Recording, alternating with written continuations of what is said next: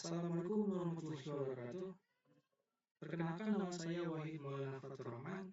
Saya dari kelas SI 23C. Di sini saya akan mempresentasikan mengenai struktur data. Nah, ini yang pertama ada struktur data tree. Nah, struktur data ini merupakan struktur data yang terdiri dari node-node yang terhubung satu sama lain, yang dimana setiap node memiliki koneksi ke satu atau lebih node lainnya. Nah, contoh studi kasus yang saya ambil itu yang pertama ada struktur data organisasi perusahaan. Nah, di sini ada CEO, Chief Executive Officer yang merupakan pimpinan tertinggi perusahaan. Yang kedua ada COO atau Chief Operating Officer, bertanggung jawab atas operasi sehari-hari dalam perusahaan. Yang ketiga CFO, Chief Financial Officer, bertanggung jawab atas keuangan perusahaan. Dan selanjutnya yang keempat CTO atau Chief Technology Officer yang bertanggung jawab atas teknologi informasi perusahaan. Yang terakhir CMO, Chief Marketing Officer yang bertanggung jawab atas pemasaran dan branding perusahaan. Nah, di sini yang kita lihat dalam struktur data tree ini CEO adalah akarnya atau pemimpinan yang pertama dari pohon. Ya, dari pohon dari CEO-nya, CFO, CTO dan CMO. Nah, CEO dan CFO, CTO dan CMO yang merupakan itu adalah anaknya atau dari CEO tersebut. Nah, yang terakhir adalah departemen yang merupakan dari anak-anak dari COO atau CFO, CTO dan CMO. Nah, manfaatnya di sini ya, yang pertama itu visualisasi yang jelas. Nah, di sini visualisasi yang jelas terhadap suatu struktur dari organisasi tersebutnya. Yang kedua adalah efisiensi navigasi. Nah, di sini terstruktur atau terefisiensi terhadap aplikasi yang terhadap pada organisasi perusahaan. Nah, yang selanjutnya adalah analisis struktur data. Nah, di sini teranalisis terhadap struktur data pada organisasi perusahaan yang akan lebih efektif. Nah, yang terakhir itu perencanaan dan pengambilan keputusan. Nah, di sini perencanaannya atau pengambilan keputusan di sini menggunakan struktur data itu agar struktur pada organisasi perusahaan tersebut. Nah, selanjutnya di sini data graph. Nah, apa itu struktur data graph? Nah, di sini merupakan struktur data yang terdiri dari node-node yang terhubung satu sama lain, yang dimana setiap node dapat memiliki koneksi dengan node yang lainnya. Nah, di sini saya ambil contoh studi kasusnya jaringan sosial. Nah, di sini yang pertama ada simpulnya nodes ya, menggunakan penggunaan dalam jaringan setiap memiliki profil ya dengan informasi dengan nama, lokasi, dan minat.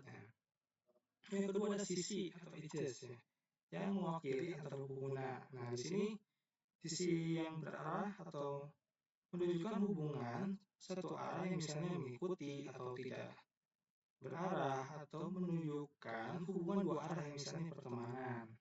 Nah, yang selanjutnya itu atribut. Nah, di sini menyimpan informasi tambahan terhadap simpul dan sisi. Nah, simpul di sini dapat menyertakan informasi demografis, minat, dan aktivitas pengguna. Sedangkan atribut sisi ini menyertakan kekuatan koneksi, waktu interaksi, dan jenis interaksi, ya, seperti misalnya pesan atau komentar. Nah, penggunaan dalam jaringan di sini yang pertama ada rekomendasi teman. Nah, di sini algoritma dalam rekomendasi teman di sini menggunakan graph untuk mengidentifikasi pengguna yang mungkin saling mengenal atau memiliki minat yang sama. Nah, yang kedua analisis sentimen. Nah, di sini dapat digunakan untuk menganalisis sentimen publik terhadap suatu topik atau isu. Nah, yang ketiga itu penyebaran informasi.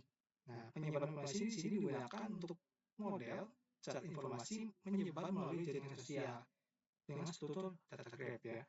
Yang selanjutnya yang keempat, personalisasi konten. Nah, di sini platform atau media dapat menggunakan graph untuk mempersonalisasi konten yang terhadap kepada penggunanya. Nah, yang selanjutnya terakhir, deteksi spam atau penyalahgunaan. Nah, di sini digunakan untuk mendeteksi mendeteksi aktivitas spam dan penyalahgunaan dalam jaringan sosial. Nah, di sini manfaatnya ada 5. Yang pertama itu efisiensi. Nah, di sini sangat efektif ya dalam mengakses data Grab. Yang kedua, fleksibilitas. Nah, fleksibilitas ini dalam penggunaan media sosial bisa fleksibilitas terhadap misalkan atribut penyimpanan di sini terstruktur dalam data Grab. Ya. Yang ketiga adalah analisis mendalam. Nah, di sini analisis mendalam di sini dapat atau struktur terhadap data atau dapat melihat analisisnya mendalam terhadap jaringan sosial gitu. Nah, yang keempat, personalisasi. Nah, di sini personalisasi ini untuk tampilkan kepada pengguna secara struktur dalam menggunakan struktur data metode Grab ini. Nah, yang selanjutnya terakhir deteksi penyalahgunaan. Nah, yang kayak tadi atau digunakan untuk mendeteksi aktivitas spam dari penyalahgunaan terhadap jaringan sosial. Nah, yang selanjutnya itu adalah struktur data hash. Nah, di sini itu merupakan teknik menggunakan fungsi hash untuk mematahkan kunci ke nilai ke dalam tabel hash. Nah, di sini saya ambil contohnya mesin kasir modern. Nah, di sini maksud data untuk mempercepat proses transaksi dan meningkatkan efisiensi. Nah, di sini tahapan-tahapan yang pertama itu adalah penyimpanan data barang. Nah, di sini merupakan atau dalam penyimpanan data barang ini dapat menyebarkan atau informasi tentang setiap barang seperti nama, harga, dan kode batang. Nah, disimpan dalam tabel hash. Nah, setiap barang yang memiliki kunci unik yaitu seperti kode batang yang dipetakan ke nilai yaitu informasi barang. Nah, yang kedua pemindaian kode barang. Nah, saat ini kasir memindai kode batang atau suatu barang. Nah, kode batang di sini diubah menjadi nilai hash. Nah, nilai hash ini kemudian digunakan untuk mencari barang yang sesuai dalam tabel hash. Nah, yang terakhir itu perhitungan total tagihan. Nah, di sini setelah informasi barang ditemukan, nah, mesin kasir di sini akan menambahkan harga barang ke total tagihan. Nah, proses ini diulangi untuk setiap barang yang dipindai. Nah, keuntungannya dalam struktur data hash ini dalam mesin kasir, yang pertama cepat. Pasti kecepatan terhadap struktur yang memberikan informasi terhadap kasir tersebut. Nah, yang kedua akurasi. Akurasi di sini ya tepat terhadap suatu barangnya atau setiap barang memiliki kodenya dan akurat terhadap menggunakan struktur data hash. Nah, yang ketiga ini efisiensi ruang penyimpanan. Nah, sini efisiensi ini adalah efektif dalam ruang penyimpanan yang sangat sedikit dalam menyampaikan atau informasi terhadap atau nama atau harga, kode barang, dan sebagainya.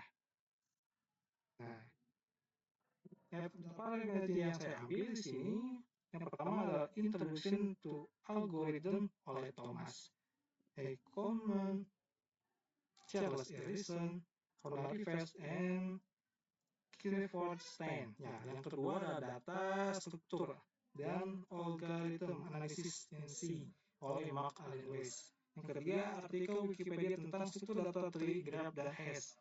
Yang keempat terakhir, Geek4Geeks Introduce to Hashing. Nah, Geek4Geeks ini ya bisa tree-nya, graph-nya, hash-nya melalui website Geek4Geeks. Nah, mungkin itu saja yang saya sampaikan mengenai struktur data. Mohon maaf apabila ada kesalahan baik dari kata maupun bahasa yang kurang berkenan. Terima kasih. Assalamualaikum warahmatullahi wabarakatuh.